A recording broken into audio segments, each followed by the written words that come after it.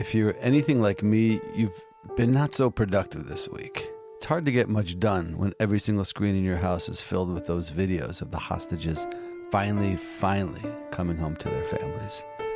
After 2 years of unthinkable hell and starvation, isolation, darkness, they're stepping into daylight again, into the arms of their parents. And the moment they fall into those arms, there are just no words, just raw, uncontrollable tears. And at the same time, there's this gut punch, this realization that so many parents aren't going to have that moment because their children aren't coming home. When we heard it was really happening, that the hostages were going to be released, there was only one place I could think that I wanted to be, Hostage Square in Tel Aviv. So we left Jerusalem Monday morning while it was still pitch dark at about 4:30 in the morning. And on the way, I just kept checking my phone every few minutes, scrolling for updates that all said the same thing. It's real. It's happening. When we arrived in Tel Aviv, the streets were still empty. By the time we got to Hostage Square, still completely dark outside, the square was already alive. Hundreds of people, some wrapped in Israeli flags, others holding small photos of their loved ones. There were candles still burning from the night before and hand-drawn signs that now read, "They are coming home!" exclamation point.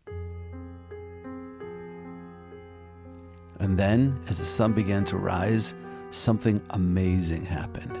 Hundreds of people gathered for an impromptu Hoshana Rabbah prayer, which we say on the final day of the holiday of Sukkot.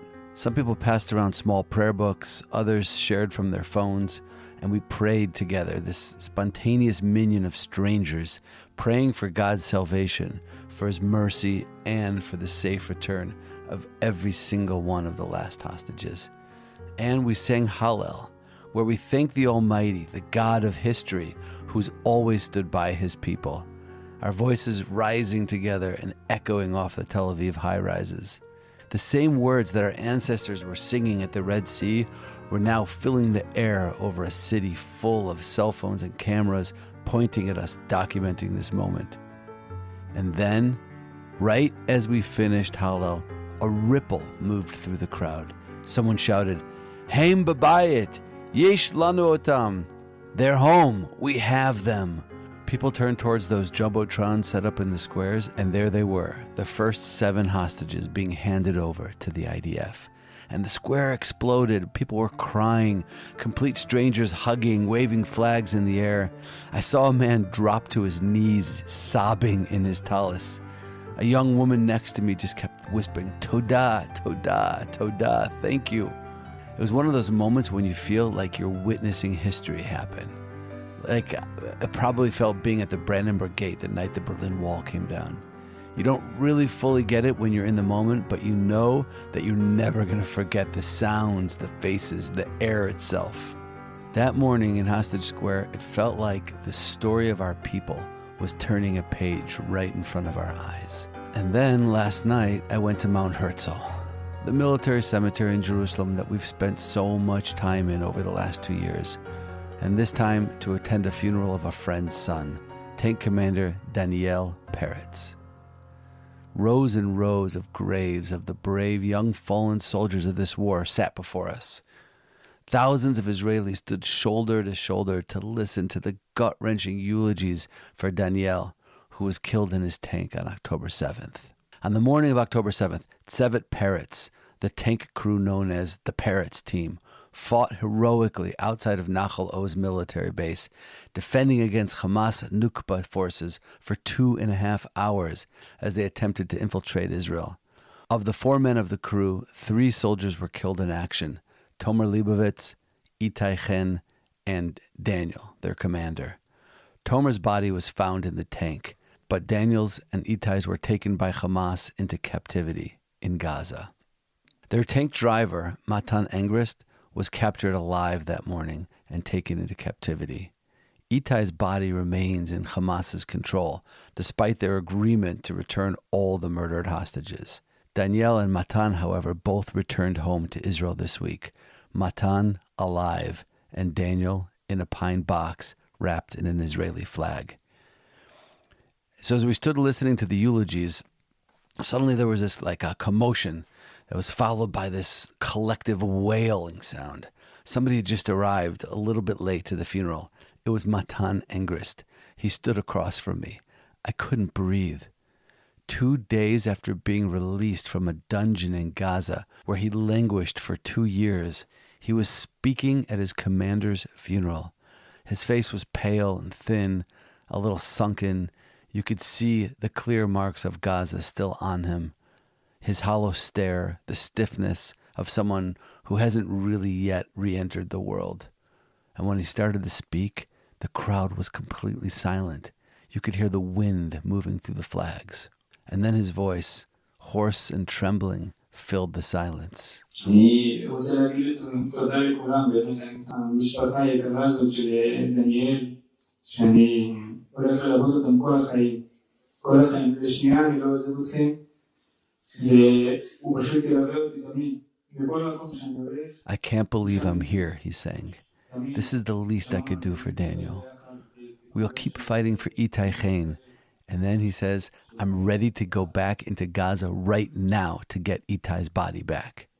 And then he turns to Daniel's parents, Rabbi Doron and Shelley Peretz, and he says, everywhere I go, he will always be with me.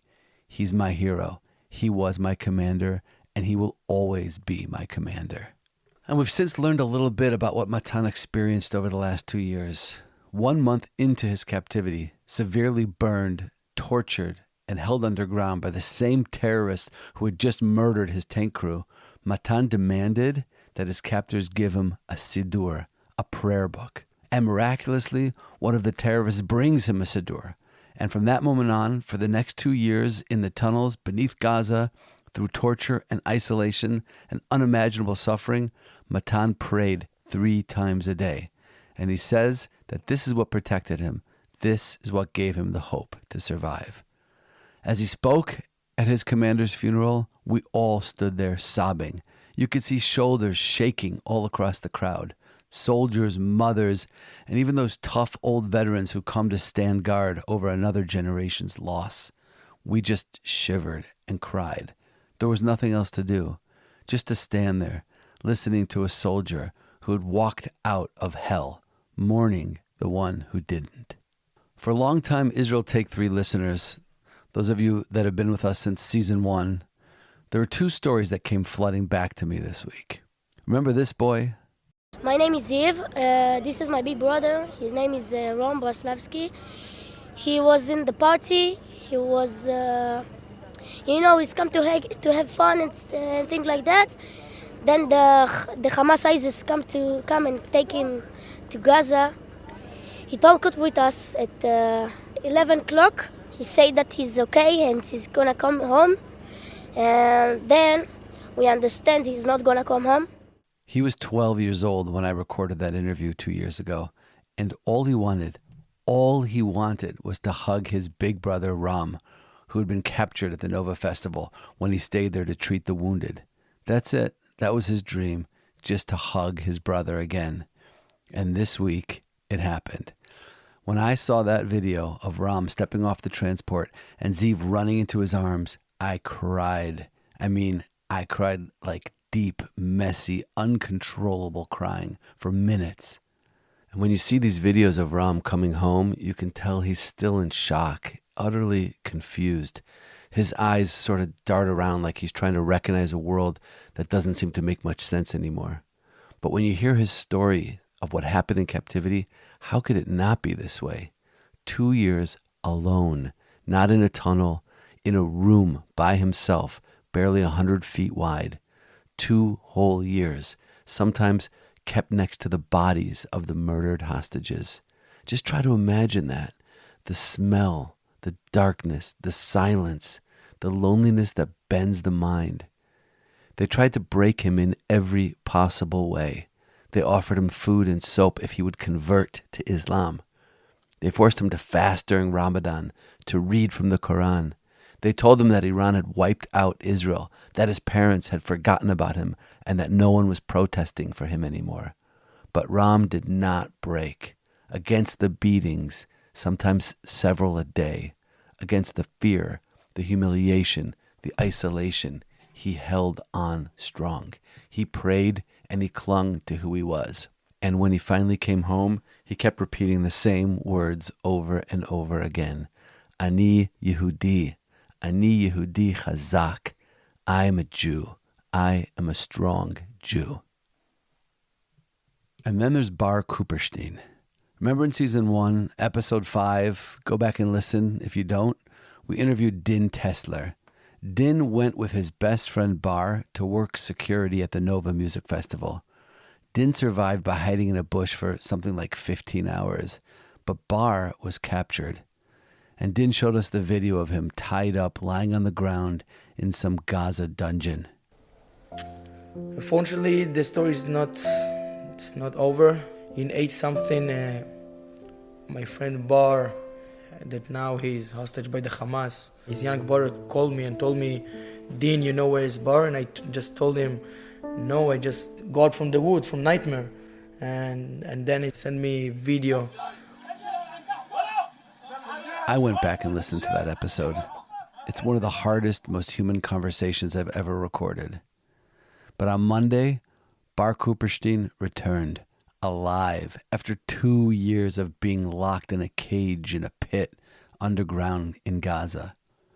I texted Din yesterday, Bar Babayit, Bar is home. Din texted me back that he was in America and he's on his way back here to see Bar. I can only imagine what that reunion will look like. These are the heroes, the real Giburei Israel, the ones who somehow made it to the very end, who survived 2 years of the worst torture imaginable, and their parents, who didn't know 1 second of peace, not one breath free of anxiety or pain for 24 months straight. They are the true heroes of the Jewish people. And of course, we owe deep gratitude to everyone who helped bring them home. Prime Minister Benjamin Netanyahu, President Donald Trump, Steve Witkoff, Jared Kushner, their whole team, the countless people who worked and pressured and negotiated and prayed behind the scenes. But the 2 most important thank yous in my mind go somewhere else. First, to the mighty soldiers of the Israeli Defense Forces who fought like lions to bring them home.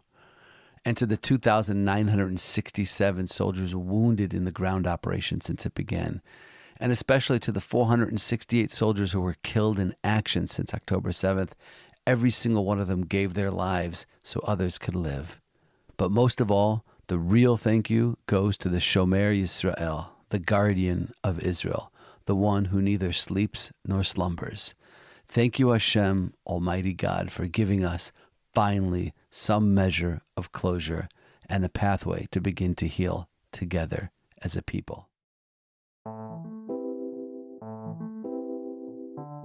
We have one more story to share with you this season. It's about a brave soldier from an ultra-Orthodox or Haredi family who, when given an impossible ultimatum, his family or his uniform, he made a choice that changed his life forever. It's called The Uniform They Couldn't Accept, Meir's Story. That's our final episode for Season 2, Courage, and look for it next week in your feed. And after that, we're pivoting. Season 3 is coming, and it's going to be something completely new. Welcome to Israel Take 3, The Jerusalem Files. We're leaving the battlefields behind, and we're heading into the streets, the hidden courtyards, the rooftops, the mysteries, and the characters of Jerusalem, the strangest, most fascinating, most layered city on earth. Like, why for 700 years has one Muslim Arab family held the only keys to the Church of the Holy Sepulchre, the holiest Christian site in the world? And who are the Armenians, and how did they get their own quarter in the old city? And why do so many people that come here as tourists end up believing that they're a biblical character or the Messiah? So many, in fact, that the syndrome even has its own name, the Jerusalem Syndrome. This is the Jerusalem Files, where we're going to explore the city that you think you might know, but I promise you, you don't. Jerusalem is layered, strange, holy, messy, and beautiful. And it's never what you think it is. Each episode will uncover a story buried somewhere in the stones, stories that don't fit neatly into religion or politics or anything really. The Jerusalem Files, because this city is not normal, and that's what makes it so special. So for the next few months, while we're deep in production mode for Season 3, The Jerusalem Files, we're going to drop some short pieces, unreleased tape, conversations we had to cut from earlier episodes, and some other surprises. And we'll be sharing those with you over the next few months while we produce Season 3. And one last thing. This season of Israel Take 3 was sponsored by the Sclair Family Foundation, and we are grateful for their generous sponsorship of Season 2, Courage. As we begin the new journey into the Jerusalem Files, we're looking for a partner. Somebody who believes in the type of storytelling that will reveal the soul of this city. If that's you or your organization, please reach out to me, rabbibegan@gmail.com, or send me a WhatsApp. Be in touch and let me know. And of course, I want to give a huge shout out to our director of production, Aaron Wogelanter, for your masterful work on Season 2. I'm David Began, and this is Israel Take 3.